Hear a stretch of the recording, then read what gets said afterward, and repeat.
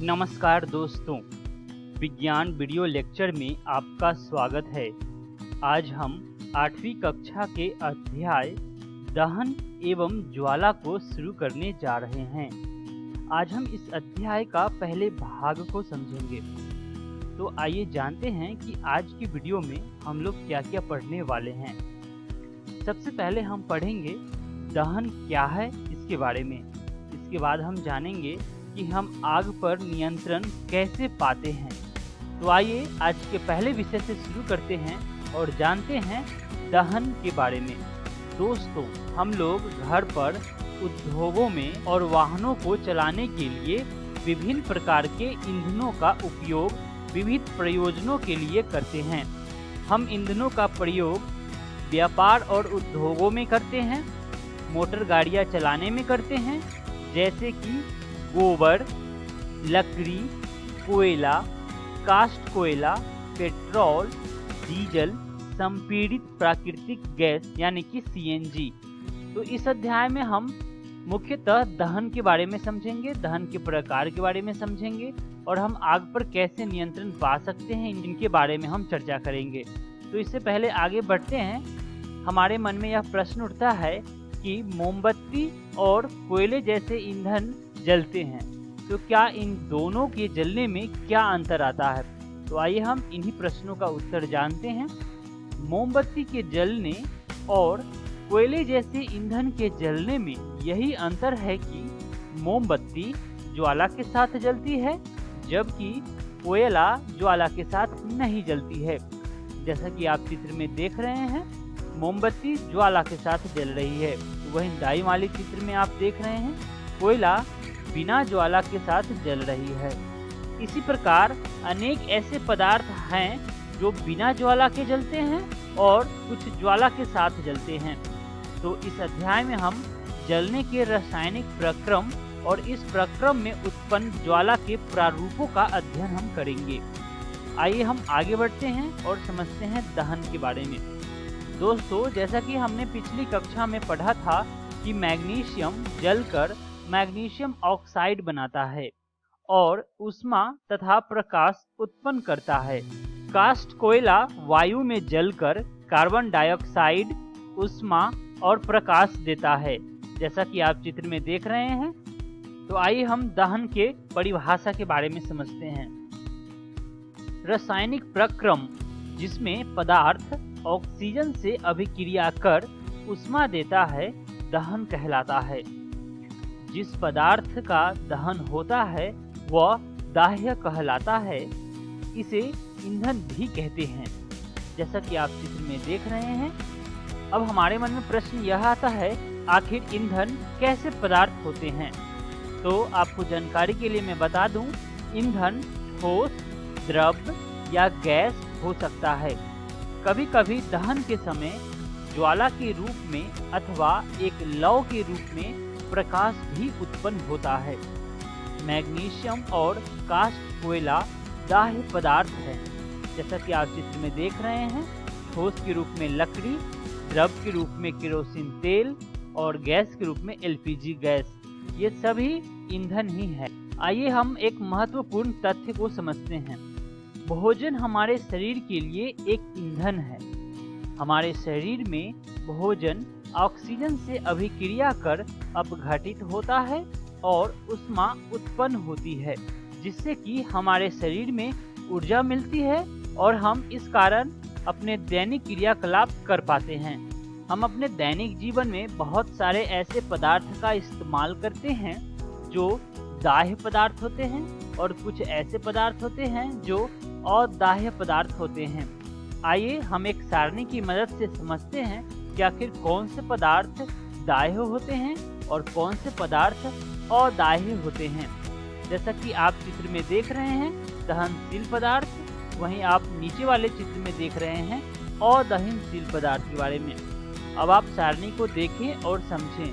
पहला उदाहरण है लकड़ी, जो कि दाह्य पदार्थ है, यह जलता है। वहीं दूसरा पदार्थ है कागज, ये भी जलता है, इसलिए यह भी दाह्य पदार्थ कहलाएंगे। अगला पदार्थ है लोहे की कीलें, जो कि नहीं जलती है, यानी कि यह अदाह्य यानी कि अदहनशील पदार्थ में आते हैं, जिनका चित्र आप नीचे देख रहे हैं। इसी तरह अगला पदार्थ है मिट्टी का तेल, जो जलते हैं, इसलिए यह दाह्य पदार्थ कहलाते हैं। अगला पदार्थ है पत्थर का टुकड़ा, जो नहीं जलते हैं, इसलिए यह अदाह्य पदार्थ हैं। अगला पदार्थ है स्ट्रॉ यानी कि पुआल, जो कि जलते हैं, इसलिए दाह्य पदार्थ हैं। कास्ट कोयला, जो कि जलते हैं, ये भी दाह्य पदार्थ हैं। माचिस की तीलियां, ये भी जलते हैं, इसलिए दाह्य पदार्थ हैं। और कांच, जो कि नहीं जलते हैं, इसलिए यह अदाह्य पदार्थ है। तो इस तरह से आशा करता हूँ कि आपको दाह्य और अदाह्य पदार्थ के बीच में अंतर अच्छे से समझ में आए होंगे। आइए दोस्तों, अब हम दहन के बारे में विस्तार पूर्वक समझते हैं और हम एक क्रियाकलाप करेंगे, जिससे कि आपको समझ में आएगा कि दहन के लिए क्या क्या चीजें जरूरी हैं। दोस्तों, दहन के लिए ऑक्सीजन गैस का होना अति आवश्यक है। आप चित्र को देखिए और ध्यान से समझने की कोशिश करें। जैसा कि हम चित्र ए में देख रहे हैं कि दहन के लिए वायु आवश्यक है, यानी कि अवस्था ए में मोमबत्ती निर्बाध रूप से जलती है, जबकि वायु चिमनी में नीचे से प्रवेश कर सकती है। अब चित्र बी में जब चिमनी में नीचे से वायु प्रवेश नहीं कर पाता है तो ज्वाला में कंपन होता है और धुआं उत्पन्न होता है। वहीं चित्र सी में ज्वाला बुझ जाती है, क्योंकि उसे वायु उपलब्ध नहीं हो पाती है। बिना ऑक्सीजन के यह नहीं जल पाएंगे। इसलिए हम यह निष्कर्ष निकालते हैं कि दहन के लिए ऑक्सीजन गैस का होना अति आवश्यक है। हमारे मन में एक प्रश्न आया है। प्रश्न है, सूर्य अपनी ऊष्मा और प्रकाश स्वयं उत्पन्न करता है, क्या यह भी एक प्रकार का दहन है? आइए हम इसका उत्तर जानते हैं। सूर्य में ऊष्मा और प्रकाश नाभिकीय अभिक्रियाओं द्वारा उत्पन्न होते हैं। दोस्तों, आए दिन आपने सुना होगा कि जब किसी व्यक्ति के वस्त्र में आग पकड़ लेता है तो आग बुझाने के लिए व्यक्ति को कंबल से ढक देते हैं। ऐसा इसलिए करते हैं क्योंकि कंबल में लिपटा हुआ व्यक्ति जिसके वस्त्रों ने आग पकड़ ली है, उसे ऑक्सीजन की उपलब्धता नहीं होगी और इस प्रकार आग बुझ जाएंगे। आपने सुना होगा कि गर्मियों के मौसम में जंगलों में आग लग जाती है। ऐसा क्यों होती है? तो ऐसा इसलिए होती है कि गर्मियों के मौसम में बहुत अधिक गर्मी पड़ने पर कुछ स्थानों पर सूखी घास आग पकड़ लेती है।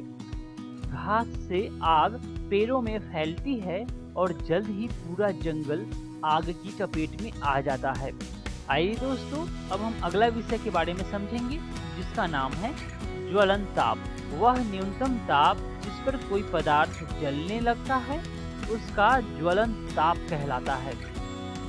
दाह्य पदार्थ तब तक आग नहीं पकड़ सकता है या जल नहीं सकता जब तक उसका ताप उसके ज्वलन ताप से कम रहता है। दाएं वाले चित्र में देख रहे हैं कुछ पदार्थ के नाम हैं और उनका ज्वलन ताप डिग्री सेल्सियस में बताया गया है। दोस्तों, अब हमारे मन में प्रश्न आता है कि क्या कमरे के ताप पर माचिस की तीली अपने आप आग क्यों नहीं पकड़ लेती है? तो इसका एक बहुत पुराना इतिहास है। जिन पदार्थों का ज्वलन ताप बहुत कम होता है और जो ज्वाला के साथ सरलता पूर्वक आग पकड़ लेती हैं, ज्वलनशील पदार्थ कहलाते हैं, जैसे कि पेट्रोल, अल्कोहल, द्रवित पेट्रोलियम गैस यानी कि एलपीजी इत्यादि। आइए दोस्तों, अब हम समझेंगे कि हम आग पर नियंत्रण कैसे पाते हैं। दोस्तों, आप घरों, दुकानों और कारखानों में आग लगते देखा या सुना होगा। हम आग पर नियंत्रण जल की मदद से कर सकते हैं। जल ज्वलनशील पदार्थों को ठंडा करता है, जिससे उनका ताप उनके ज्वलन ताप से कम हो जाता है। ऐसा करने से आग का फैलना रुक जाता है। जल वाष्प ज्वलनशील पदार्थ को घेर लेता है, जिससे वायु की आपूर्ति बंद हो जाती है और आग बुझ जाती है। आग उत्पन्न करने के लिए 3 आवश्यकताएं होती है। पहला ईंधन, दूसरा वायु यानी कि ऑक्सीजन और तीसरा उष्मा।